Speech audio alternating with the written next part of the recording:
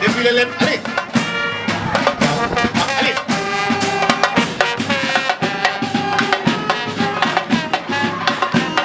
allez tàccu leen loolu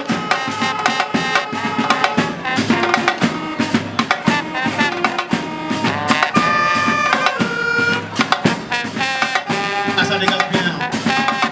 C'est un pays, mention spéciale à nos amis sur le pays. Super.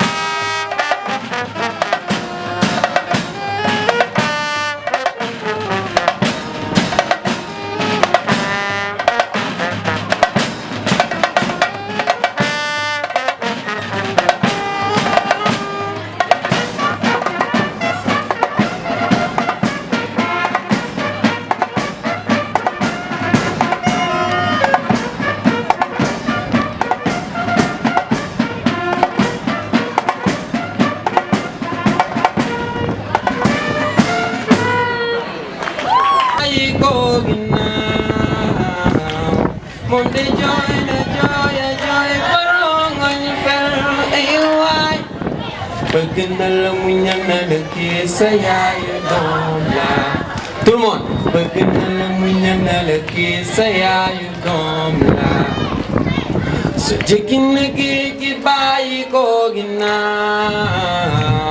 moom de jooy na jooy ba rongoñ fer ay waay sori na leen ba fàtte leen te loolu waaru la dina su baaxee yes mais dama beneen naaj bi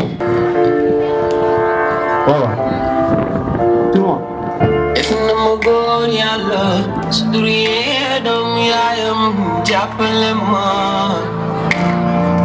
lu ma joxoon yow nga jox ma masha Allah sant naa la jox ma ndey ju ma ndey bàyyi bu ma bàyyi man de gërëm naa la nit ku baax du ñàkk mu bëgg am ko nax la muy def ca xol ba alhamdulillah sant naa yàlla fii dëgg ta sant naa yàlla sant naa yàlla ñu sant naa yàlla ubbi na ma ubbeeku biir ak bi dee bi samay buntu def ma may ñépp bëgg sant naa ñi ma jàppale ba ma jàppale sunu mee sant naa yàlla sant naa yàlla sant naa yàlla yes sant naa yàlla kon lay doon pour yàlla dafay dëggu ku baax lay doon pour laaj doon fee ndigal mbootu yàlla bi moom lay yoon sant yàlla ba ma defee lii ma doon sant yàlla ba ma defee doomu ñaari góor sant yàlla ba ma musalee ci noon yi sant yàlla ba ma ñiitalee sama yoon sant naa yàlla sant naa yàlla sant naa yàlla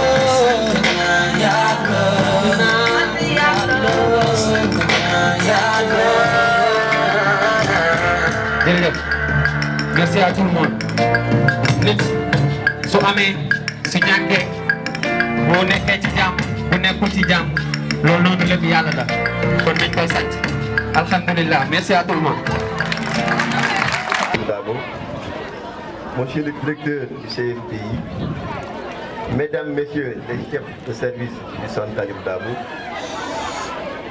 chers collaborateurs, chers élèves, distingués invités, Mesdames et Messieurs, c'est pour moi un honneur et un agréable devoir de prendre la parole ici ce jour dans cette enceinte du Centre d'éducation et de réadaptation pour enfants handicapés physiques, plus connu sous le nom de Centre Talib Dabo, à l'occasion de la célébration de la Journée internationale des personnes handicapées, le 3 décembre 2019, sous ce thème.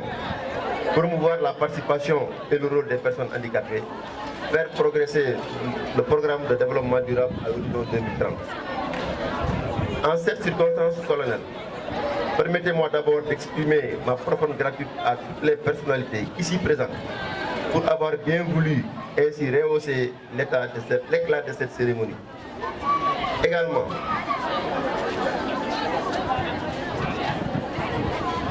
qu'il me soit également permis de remercier l'ensemble des personnes qui ont permis à l'amicale des élèves le déroulement de cette activité. Je profite également pour féliciter et remercier tous les acteurs qui ont eu à faire des prestations aujourd'hui. C'est des prestations qui ont énormément de sens. Le Sénégal, notre pays, s'est doté de la loi d'orientation sociale qui vise en son article 2 à garantir l'égalité des chances des personnes handicapées ainsi que la promotion et la protection de leurs droits contre toute forme de discrimination. Distingués invités, Mesdames et Messieurs, l'État du Sénégal a fait de l'épanouissement et du développement de la personne handicapée l'un des actes majeurs de la politique sociale du gouvernement. En effet, le gouvernement du Sénégal ambitionne de réaliser annuellement 50 000 cartes d'égalité de chance au profit des personnes vivant avec un handicap. Cette carte permet à son titulaire de bénéficier des droits et avantages en matière d'accès aux soins de santé, de réadaptation, d'aide technique, financière, d'éducation, de formation, d'emploi, de transport, ainsi que tout autre avantage susceptible de contribuer à la promotion et à la protection des personnes handicapées. Le président de la République, son Excellence Macky Sall, rappelle au gouvernement l'impératif de veiller au respect scrupuleux des droits fondamentaux des personnes handicapées qui doivent davantage jouer une insertion socio-économique meilleure et à la prise en compte prioritaire dans la formation et la répartition des financements et appui de la délégation rapide à l'entrepreneuriat de nos compatriotes vivant avec un handicap. Également, lors du dernier Conseil des ministres, le chef de l'État a demandé au gouvernement de procéder à l'évaluation prospective de la mise en œuvre de la loi d'orientation sociale. Ceci témoigne de l'importance que le gouvernement du Sénégal accorde à la prise en charge des personnes handicapées. Le Centre Talib Dabo en est une parfaite illustration, de même que le lycée Talib Dabo. Mesdames et Messieurs, distingués invités, le thème retenu par les Nations Unies cette année pour la Journée internationale des personnes handicapées est promouvoir la participation et le rôle des personnes handicapées, faire progresser le programme de développement durable à l'horizon 2030. Cette thématique appelle notamment les personnes handicapées à ne pas perdre d'espoir. Elle rappelle à la communauté internationale que la problématique de l'inclusion des personnes handicapées est encore d'actualité et doit se faire dans tous les secteurs de développement. Tout est alors possible, notamment en matière de santé, d'éducation, de formation, d'insertion socio-économique et professionnelle, de construction d'infrastructures publiques ouvertes au public, la participation à la vie publique et politique et aussi en matière de sport. Bref, pour un avenir meilleur de nos compatriotes handicapés. En nous indiquant l'inclusion des personnes handicapées que le futur est prometteur, le thème de cette année nous invite également à redoubler d'ardeur au travail et de faire la prise en compte de l'approche handicap dans les mutations sociales. Une question plus que d'actualité. Dans un cadre particulier, l'amicale des élèves du Centre Talib Dabo a tenu à marquer chaque année cette journée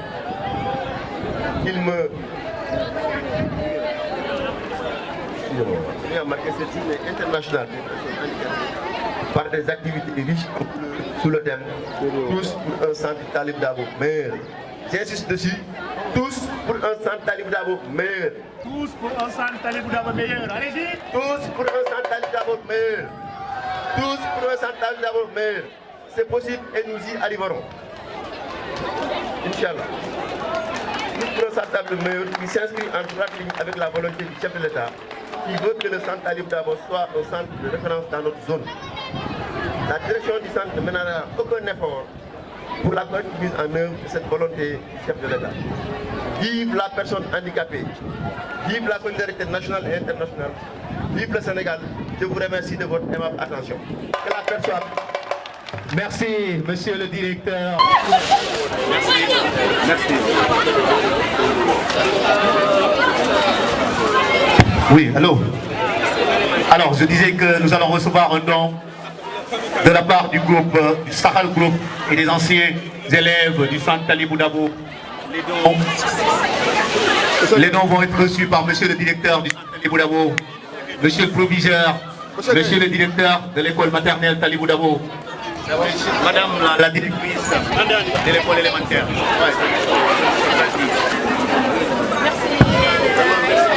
Alors, je disais que c'est un don composé de matériel scolaire pour les enfants, mais aussi des béquilles pour les enfants.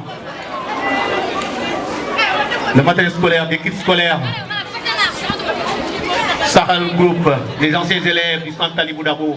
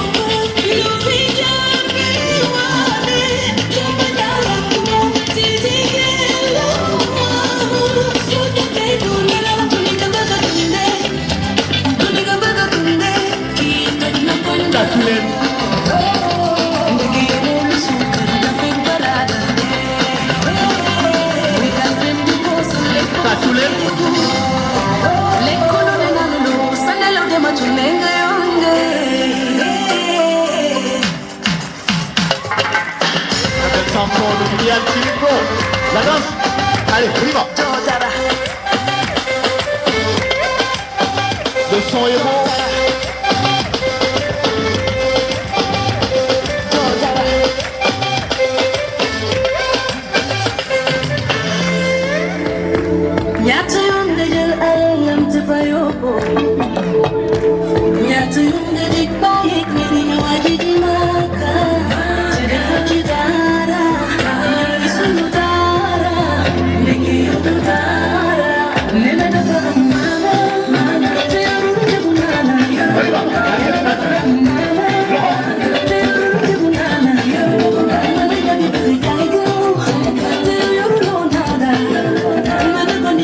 Yeah.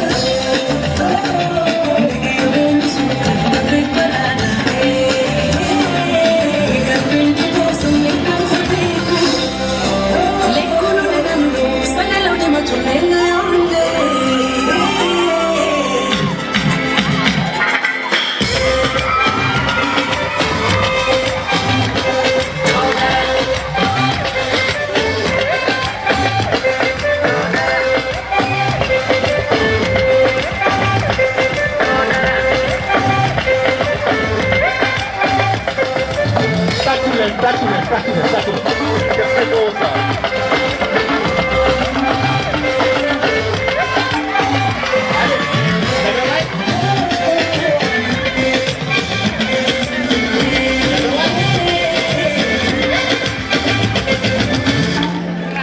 Merci. Très bien. Edmond Flo. Monsieur Edmond Flo, qui a été invité, il est venu juste comme invité pour assister à la journée internationale des personnes handicapées. Salam alaikum, na ngeen def.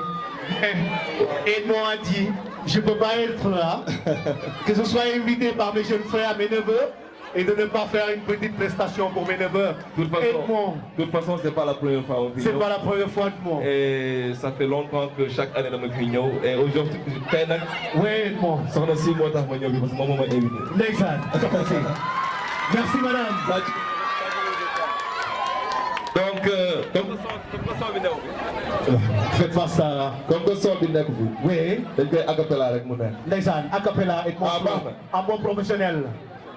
jox ma ko ma xool. Un bon professionnel Edmond Flo. bi kenn du la comprendre. Sometimes nga dem ba jàpp ni dootoo mës a kontaan. ci biir. ah. waaye ko mu dem. joxaat ma ko. on chante ensemble. Ensemble. yokkal son bi yokkal son bi yokkal son bi. Le bon. Yenn saa nga foog ni ci àdduna bi kenn du la comprendre. Sometimes nga dem ba jàpp ni dootoo sa kontaan. Ci biir kër gi ngay ngoy ne na du la may naan naan. Ci mbedd mi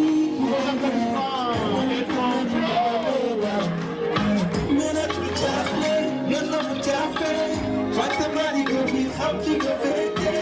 Xam sa njëga tax ma takk ci ñaafe. Cofee la ngi ci biir xol bi. Jox ma confiance ba yóbbu la fu sori.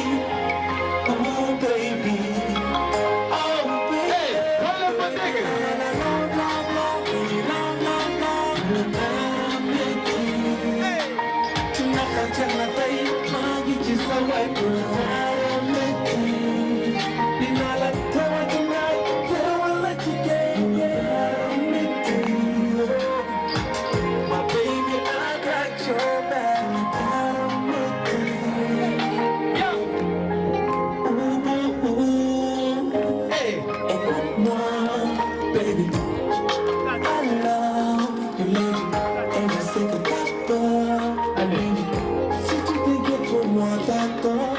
Quand tu sors de ton décor, t'as déjà gagné mon cœur. Donne-moi ma chance, fais l'effort. Sois le rôle qui se tire pour un job. Tu m'as pas de l'eau dans ce héros. Oh, et tu brilles, nous not alone. Je suis ton âge d'argent. Oh, baby, you're the one. Baby, you're the only one. Hey, oh, baby, you're the one. I needed a one night. Somebody love, love, love, baby, love, love, love. Hey, naka jar na tey maa ngi ci sa wet. Dina la teewal tonight, teewal la ci géej. Oh, hey, my baby, I got your back. Allez. Love, love, love, pour le paramètre. Ça s'inspire. Love, love, love, love, baby, love, love, love. Hey, love, love, love, love, baby, love, love, love. Hey, naka jot na tey maa ngi ci sa wet pour le paramètre. Dina la teewal ci naaj, teewal la ci kër pour le paramètre. Oh, oh, oh, my baby, I got your back pour le paramètre. Merci beaucoup. La directrice du centre, de l'école élémentaire du centre Talibou Dabo. Voilà. Aujourd'hui, c'est la journée internationale des personnes handicapées.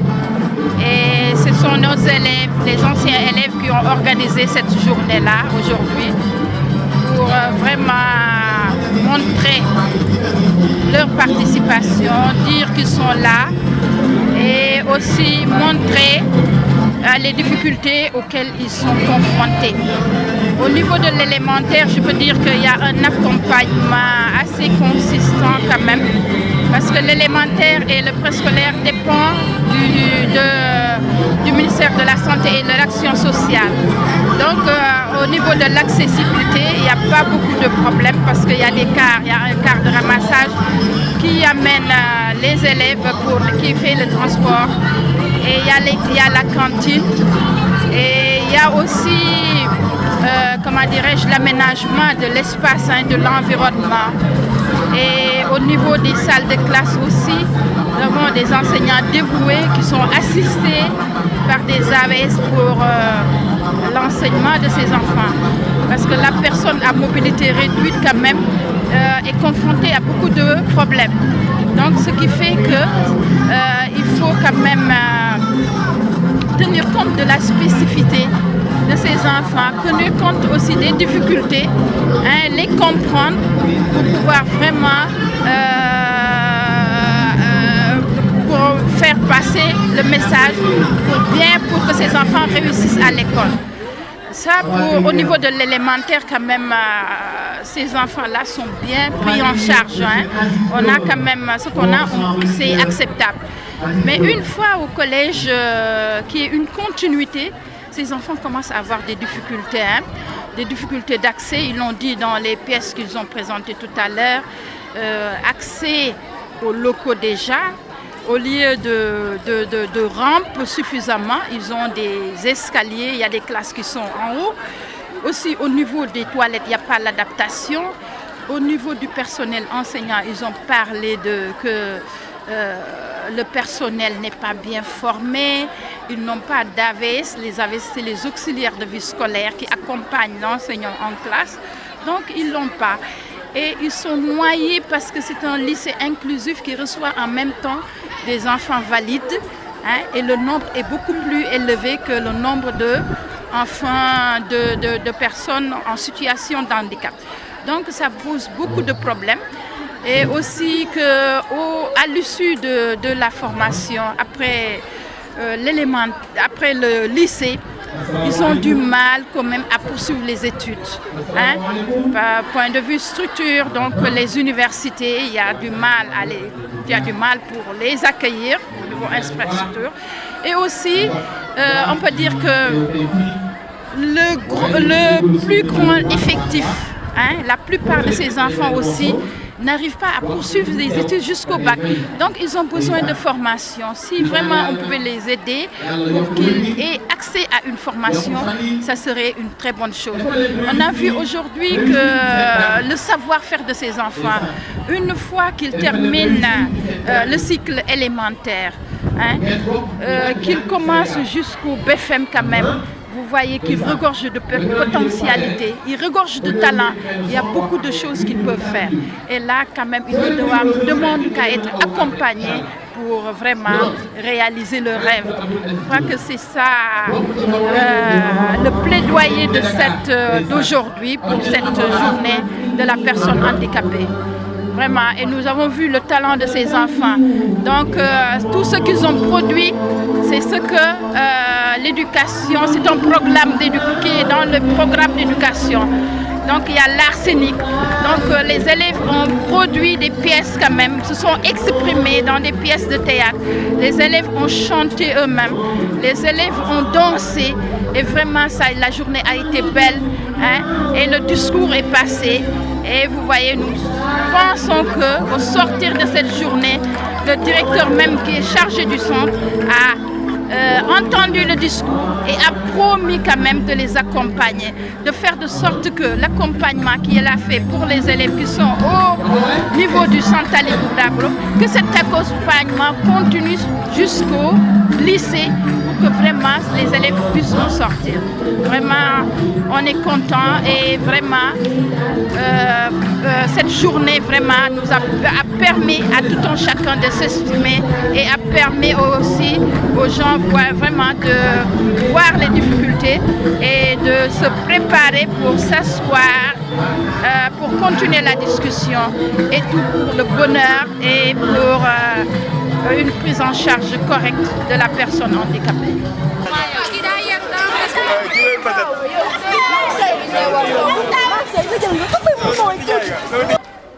li ñu doon wax kii bi mooy plaidoyer bi ñu doon def dañ ko dund moo tax te dund nañ ko bu baax sax parce que ñun peut-être ñun am na suñu bac man ak sama adjointe bi fi jógee léegi mais am na ñeneen ñoo xam ne amuñu chance su am bac bi wala ñu àgg si benn niveau bi duñu mën a sax am niveau BFEM lan moo tax maanaam duñu àgg seen jàng fenn fii lan moo tax parce que lycée bi bokkul ak élémentaire boo nekkee élémentaire soo mënul bind dañoo jël ñoo xamante ne pour loolu kase moo tax moo leen tax a jóg pour jàppale ñi nga xamante ne mënuñoo bind di leen bind wala ñu wutal leen ay ordinateur ñuy bindal seen bopp te lycée ba loolu amu fa ku si nekk devoir bu jotee soo amul ku la bindal dañ lay may 0 même bu fekkee que ne ñëw yaa ngi si classe bi parce que amoo ku la bindal moo tax léegi prof yi tamit mënuñu tout le temps prof yi fa nekk adapté kii ñu suivre ñu benn formation boo xamante ne mën nañoo yor élève handicap amuñu ko amuñu benn formation boobu toilette yi aussi adapté wul ak ñun amul rampe amul dara ñi yor chaise roulante mënuñoo dugg ci toilette lycée bi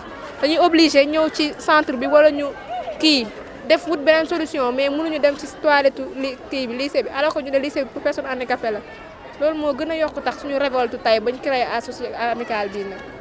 léegi à travers votre amicale là est-ce que tey message bi ngeen bëgg a lancer def ngeen ko ba autorités yi jot ci.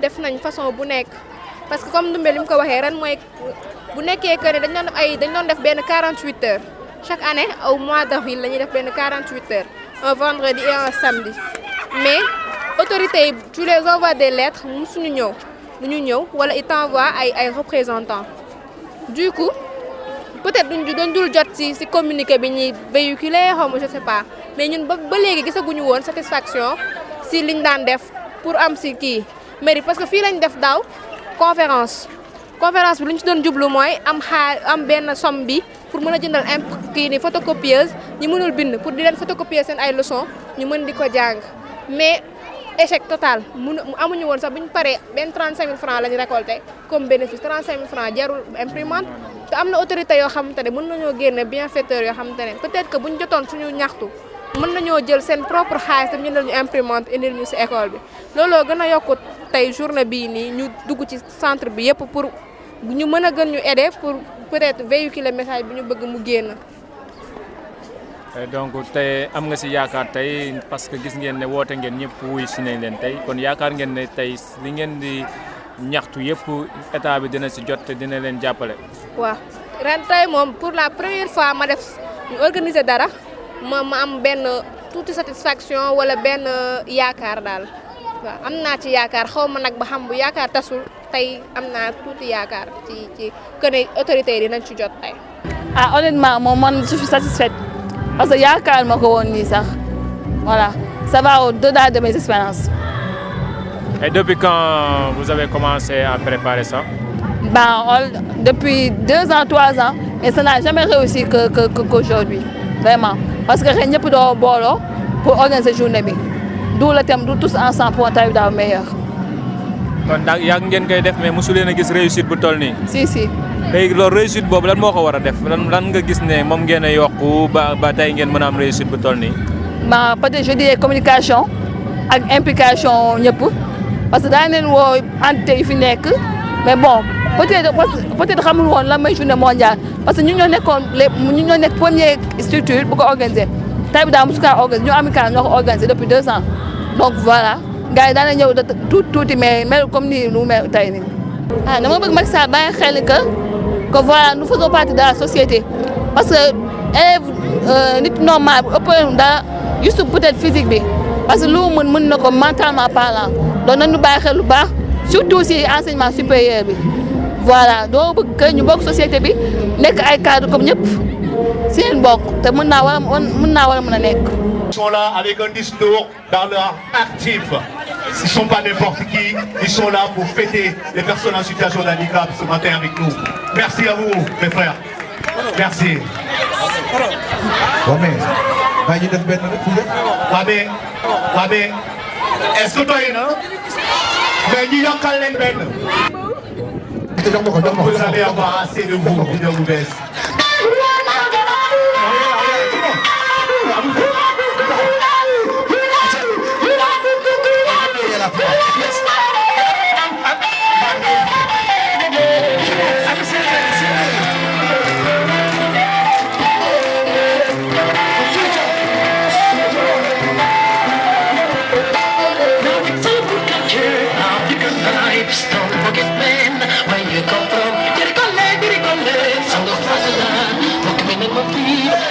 Understand? Oh, I'm a dude for the Jamaican. Tell them for the hero. And they could be sad. Just I'm saying it. I'm a lady.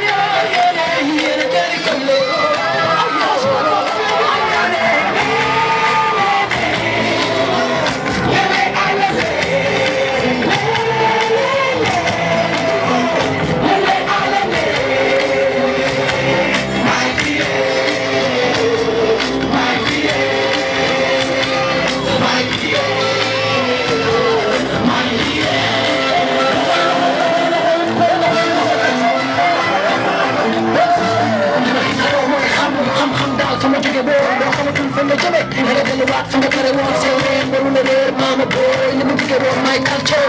I'm gonna take it out from the moon, give this me. Hey, yeah, we're gonna come to some nails, so they change. I'm gonna get a blur, with this other voice of skull. I'm gonna come and get up on board, and there's some better with you. I'm dying in the Sunday, I'm used to do it. I don't know, but the job is all anyone I say, but I'm a man, I'm not going to do it.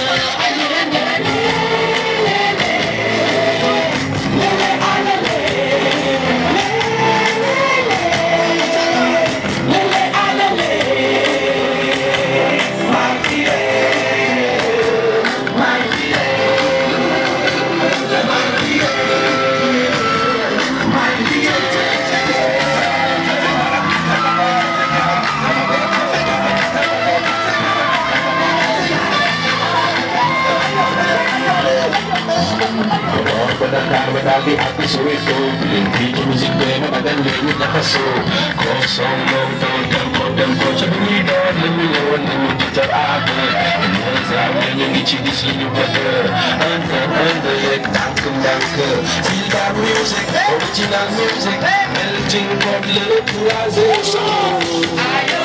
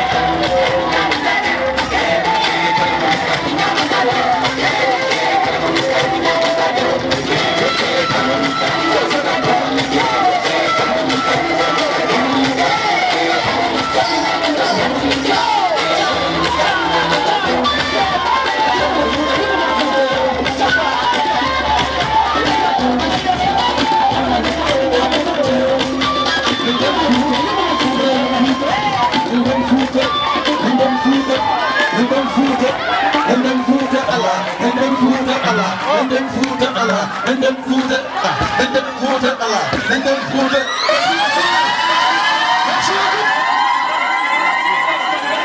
Merci beaucoup. Merci, c'est un réel plaisir. Merci à notre frère Babacar, vraiment pour l'invitation.